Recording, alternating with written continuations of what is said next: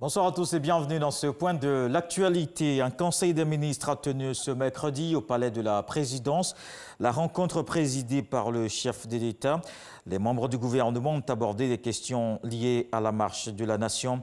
À cette fonction de Premier ministre, Ahmed Bakayoko était à son premier conseil.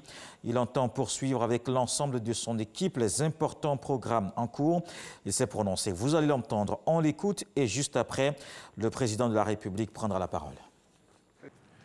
Excellences, Monsieur le Président de la République, il vous a plu le jeudi 30 juillet 2020 de me nommer aux hautes fonctions de Premier ministre, chef du gouvernement, ministre de la Défense, suite au rappel à Dieu de notre très regretté, le Premier ministre Amadou Gon Coulibaly.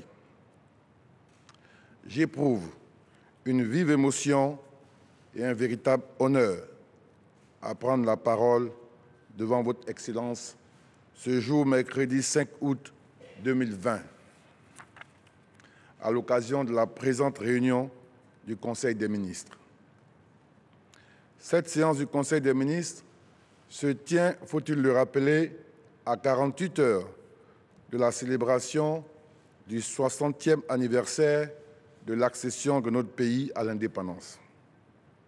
Je voudrais, avant tout propos, saluer la mémoire de mon illustre prédécesseur, mon illustre aîné, le Premier ministre Amadou Gon Coulibaly, dont l'ombre plane dans cette salle du Conseil où il nous a si souvent fait partager sa passion et son amour pour la Côte d'Ivoire.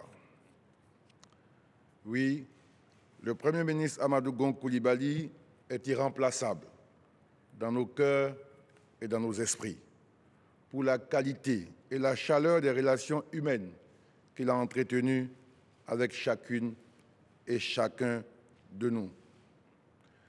Il nous a également tous édifiés par la loyauté et la compétence avec lesquelles il a servi son pays, la Côte d'Ivoire. Les valeurs incarnées par le Premier ministre Amadou Gon Coulibaly inspireront fortement notre action. Je suis confiant qu'avec cette équipe dirigée par le Premier ministre Ahmed Bakayoko, chef du gouvernement, ministre de la Défense, que le gouvernement continuera avec la même efficacité et le même objectif de tout faire pour que ce que nous avons promis à nos concitoyens soit réalisé. C'est vrai que nous sommes dans une année électorale, mais cela ne doit pas nous divertir par rapport aux objectifs que nous nous sommes fixés. Ce qui importe, c'est le bien-être des Ivoiriens. Et je sais que je peux compter sur chacune et chacun de vous dans vos secteurs respectifs pour continuer l'excellent travail que vous faites. Je voudrais vous dire que vous avez toute ma confiance et vous réitérez tous mes vœux de réussite dans les responsabilités qui vous ont été confiées.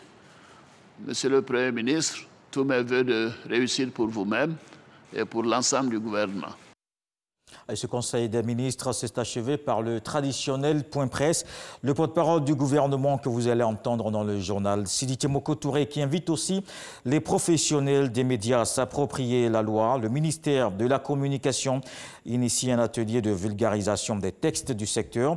La rencontre a démarré ce mercredi. Pendant 2 jours, les acteurs de ce milieu vont se familiariser avec la législation en vigueur dans leur métier. La presse comme l'environnement, la Covid-19 impacte tous les secteurs. Les objectifs pour le développement durable, c'est à l'horizon 2030. Les Nations Unies veulent tenir ce rendez-vous. Pour réduire les conséquences de la crise sanitaire sur les ODD, des réflexions sont ouvertes. Une initiative du ministère de l'Environnement, avec d'autres départements ministériels, les acteurs vont évaluer ces réalisations et envisager les perspectives. Puis dans le reste de l'actualité, pour terminer, des messages de soutien affluent du monde entier. Le Liban tente de gérer les dégâts de la double explosion survenue hier à Beyrouth. Les dirigeants continuent à proposer l'envoi d'aide à ce pays. Parmi eux, les États-Unis, le Canada, le Qatar, la France, l'Iran et même Israël, avec lequel les relations sont froides.